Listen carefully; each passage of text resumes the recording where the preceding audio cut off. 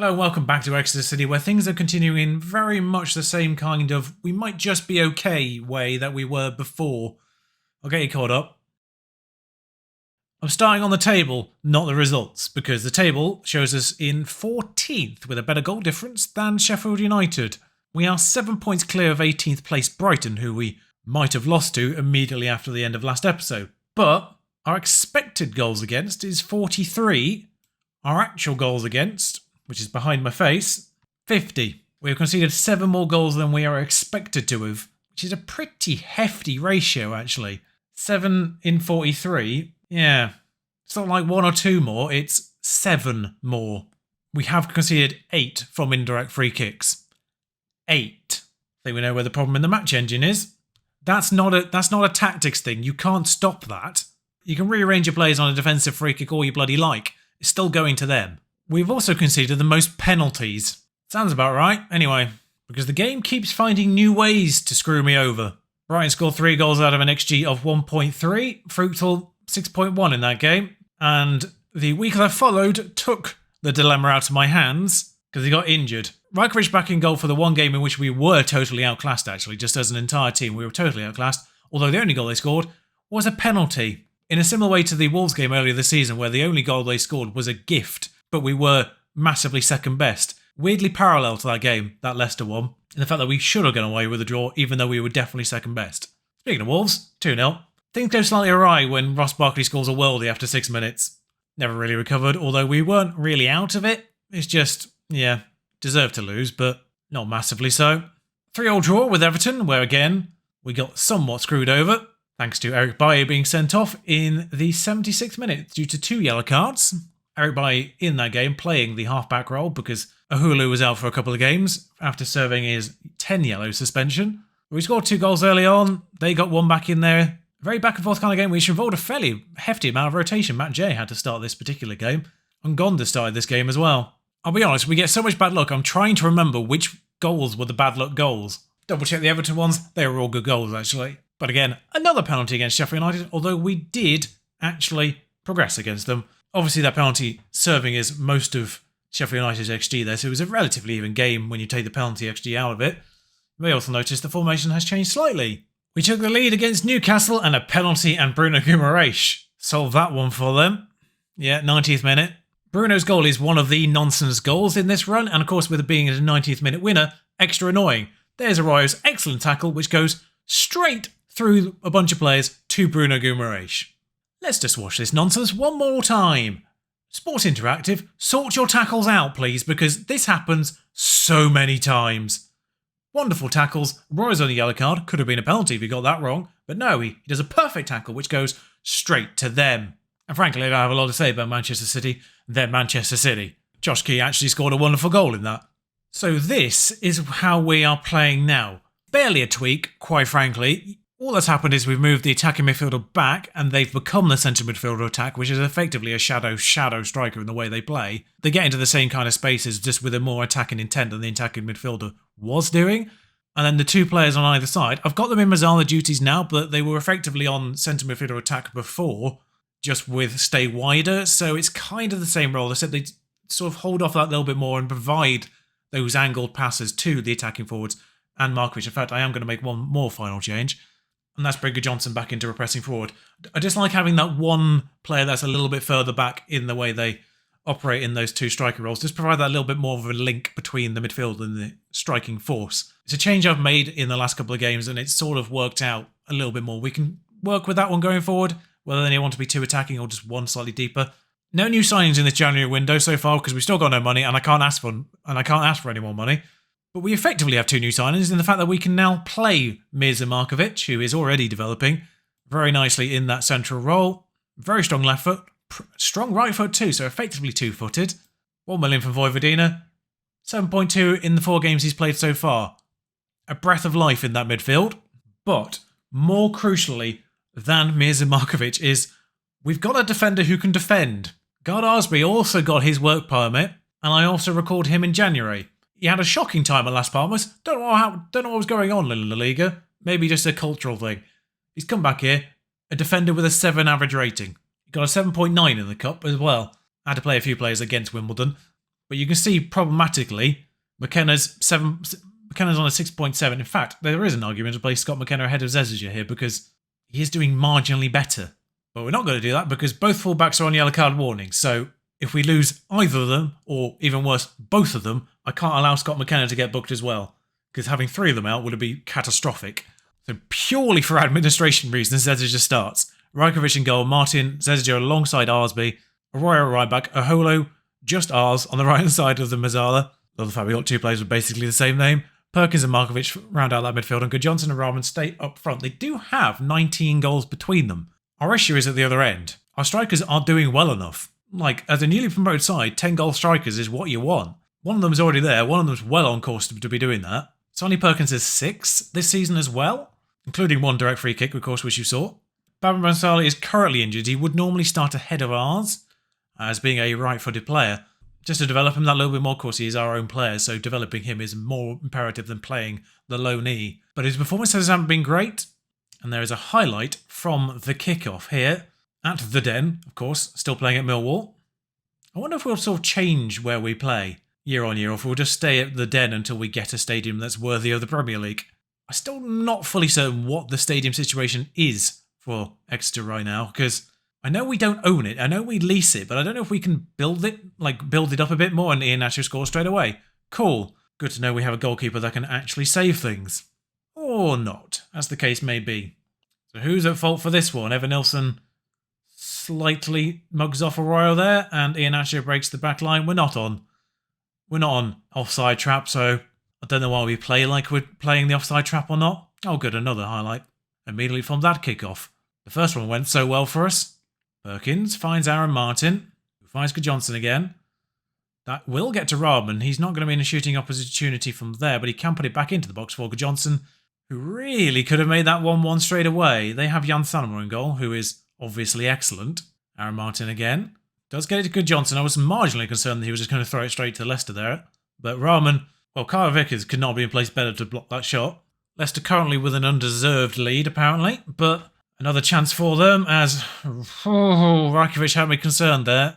I thought Manderson was going to get there first and dink it over him with a fantastic shot or something like that. But basically, whenever Rajkovic moves, I panic. Sommer hoofs that one forward. Madison not going to get that. Although, that's not fantastic either. Markovic, thankfully, reacts very well and gets the ball back for us. Although, again, Martin... Oh, Johnson actually did the pressing forward thing of knocking the ball on. Ours has run on to this.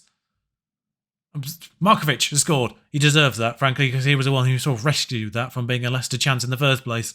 But a couple of surprises there. Johnson actually getting to the ball. You know, a player deciding to actually head the ball on my team is nice. And ours gets that ball back into the box. And Markovic doing the centre midfield attack role, which we know Perkins does very well normally. But Markovic being our player, I'm playing him in that role. Castagna, still at Leicester. Madison. I'm always a little bit surprised at Castagna still being at Leicester, because I feel like he's loaned out or injured a lot. I just feel like we don't see him a lot for Leicester. Johnson, wake up, please. I have no idea what happened there. Match engine, football manager's flawless. If they score from this, I'm going to be furious. Carter Vickers, Samare, being hooked over for Justin. We'll get on that. Martin should have got there first, frankly. Shout out to the first name battle on that side. It's Justin versus Martin. Arroyo plays that off to Ars. Has to go back to Ars B.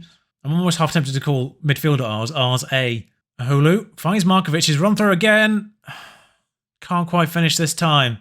Markovic has 14 finishing, by the way. If anyone's going to do that kind of central midfielder, shadow striker role, because that's his attribute range for shadow striker, top end of his mentals is the questionable part. But we are very much on top of this game, which is something we don't see often. So I'm going to tell him I'm pleased with the possession, in fact. We're on top of the possession as well. 60-40 on the possession. That is absolutely a rarity. So yeah, don't really look into the losses we've had since we switched to this 4-1-3-2 too much. Because obviously Manchester City's one of them, and the Newcastle one we were definitely unlucky to lose. But so far this season we have won or lost every single game apart from Everton, both times. In a weird way, I kind of want us to either win or lose every game for the remainder of the season, just so that Everton are the only team that we've ever drawn against. Twice. But this one looks like it might be heading toward... Look at our XG. This is undoubtedly our best performance all season. Now, if we don't win this, I'm going to be furious. Oh, no. Oh, no. Indirect free kick. We've got the ball. Oh yeah, Leicester signed Ampadu, which is annoying because I definitely was going to do that if I had literally any money in January. But of course, I couldn't ask for any money, so I couldn't do that. And, right, there is a human being between Evan Nilsson and where that ball went in the goal. Not the goalkeeper, but one of our players was in the direct line of fire there. Let's watch this again and let's watch the defender not do their job. Who's the person in the direct line of fire? Ah, Arsby. Mate, I know it's the match engine because the match engine doesn't allow players to jump for whatever reason. But if you'd literally made any movement vertically there, you'd have prevented that goal. I also need to make changes.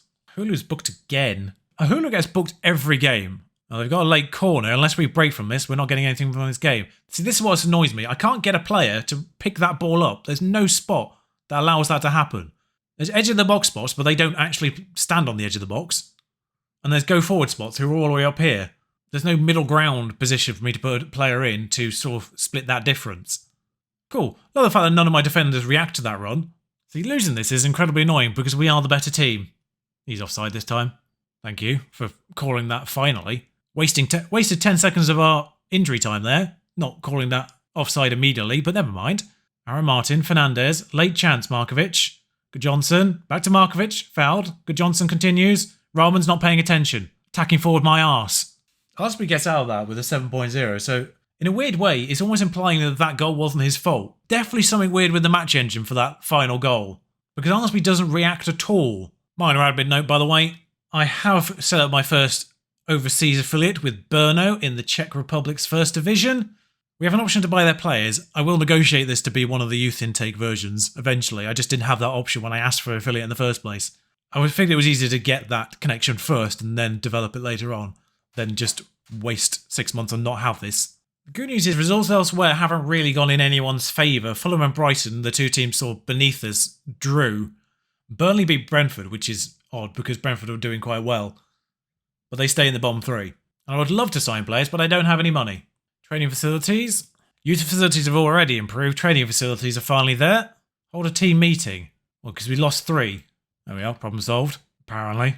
Just checked on this one in the general page. Yeah, it's true. Annoyingly. I really want my chairperson to go because they are absolutely counterproductive. Although they have finally agreed to upgrade everything, of course, but that's because we've got money now. So Markovic comes in and gets Young Player of the Month for January in his first month in the Premier League. God Arsby third.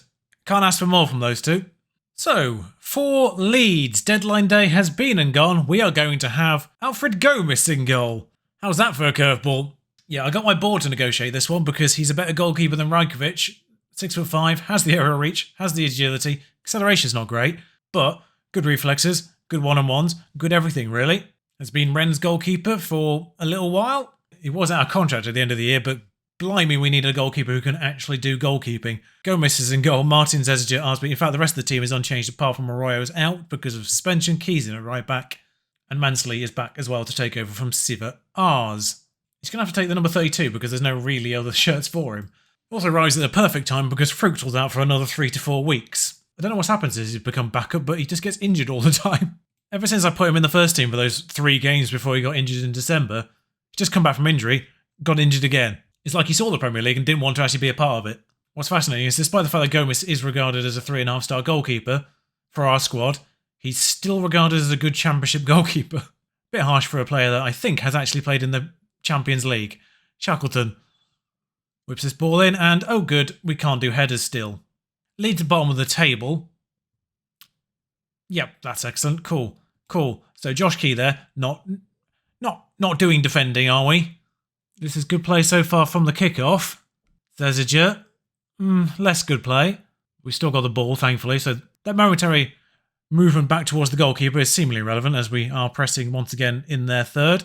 Going backwards again. Aholu. Mansley's not going to get to that, so what was the point, you fools? There's my string goalkeeper. There's Melier in the Leeds goal still, who takes his time before hoofing it forward, and Zeziger wins a header. Well, mark your calendars, folks. Good Johnson plays Markovic through. This highlight has been gone on forever. Thank God it's ended in a goal, but otherwise I do not know what we would have been doing here. Seriously. This highlight has gone from the kickoff to this goal. Markovic, not Melier's best moment either. He was miles off his goal line. That's concerning from a stream save. Encourage again. Come on. Aaron Martin's on the corner. Plays it short to Perkins. Plays it short back to Martin. And Mansley's now got this knockdown. Zezige's there with him still. Mansley again. Still got friends to pass it through to. Roman's on side. 2-1. Lovely. That's how it's supposed to go. Lovely pass to Roman. Roman's split those two defenders quite nicely. And he's slid it into the goal. Words are hard. Now we are seeing it with the offside lines. He's kept himself just on line. That defender in the middle doing wonders for him. There's the calm part. Now just waiting for the bit where the game ruins my day. I don't know, a red card, penalty. What were we expecting here? Well, nothing actually at half-time. So far, so good. Highlight, cool. Oh, they've got Liam Delap, have they? I wondered where he'd gone. I was kind of hoping he was available still to loan in January, but that was wishful thinking. Harrison's in again. Gomez does a save. That's immediately better than Rajkovic already. West Ham beating Leicester. Leicester actually in that pack of teams with us as we go ahead of them with this win again. Perkins on a free kick. Oh, it's a good save by Meslier. What I was about to say there was Gomez's first game, 7.4 in the first hour. Aaron Martin whips this ball in. Can we score from an indirect free kick? No, we can't. It'd be nice to balance that out a little bit, wouldn't it? But never mind.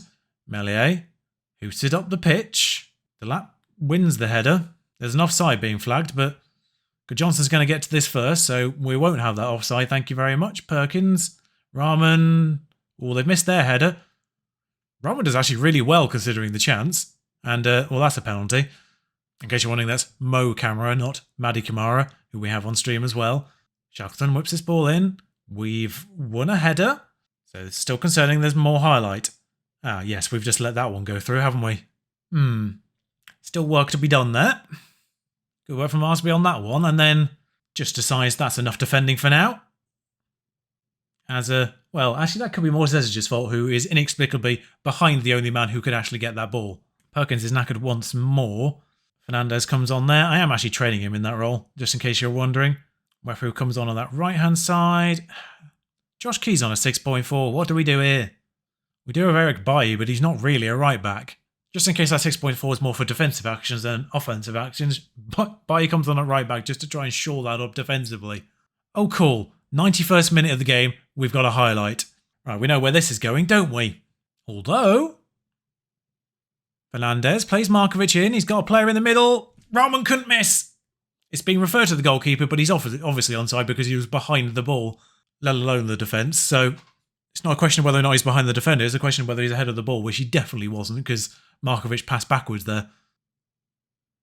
Although that might be more to the angle. It might actually be closer than I think it is just because of, obviously, the angle of the camera. But seeing it a second time, I think he's actually more in line. But he is behind, which is the crucial part there. No more highlights, please. No more. None. Thank you. The tactic works. We were on top of that game for basically the entire game. We had the momentum. They had the odd good chance here and there. I mean, we only had 6 shots. We only had 6 shots on target, but we had 17 in total. So just useless at aiming. 3 more points on the board takes us to, I want to say, 26. And finally, we're the beneficiary of a late goal. Yes, 26 points does take us ahead of Leicester because they did lose their game. Sheffield United still behind us, but they've not played. We do have a better goal difference. Fulham have played. Burnley and Brighton haven't played, but they are nowhere near catching us just for the time being. We'll see if that stays the case going forward. In fact, it could be worth just playing through Sunday just to make sure, to see where we are at the end of this full weekend. Markovic got both assists that he didn't score. In fact, because Burnley and Brighton can't get out of that relegation spot, it's not even really worth playing through Sunday. We are guaranteed to be 14th no matter what at the end of this weekend. Fulham played and lost, seemingly. No, they drew to Aston Villa. We do have Middlesbrough, who we lost to every single time last year in the FA Cup 4th round. I'll be honest, I'm not mad if we lose again here. One thing I will say right now is because I've got a little bit more free time and because I'm actually really enjoying the challenge of this Exeter save right now in this particular moment of struggle, Fulham and Burnley seem like a sensible pair to bring you back against. We've got an Arsenal game, there's a Man United game and a Man City game either side of all these, but teams that we need to be beating, Fulham and Burnley, there's a Brighton game in there as well, but we'll have to ignore that for now. Fulham and Burnley seem like a sensible place to bring you back. What I was going to say is, despite the fact we are constantly being battered by misfortune, that Newcastle goal as an example, normally that kind of loses the shine on a save, but I'm actually relishing this challenge at the moment. With a little bit more free time as well, you might be seeing a few more episodes per week. I'm not committing to anything permanently. There was likely 3 last week. There might be 3 this week as well. So, Fulham and Burnley, next time out, our relegation friends. We'll see how we get on there. A few games to play in between. I'll let you know how those go, of course, as well. Until next time, thank you for being here. Like, comment, subscribe. You know the deal. Ta-ra.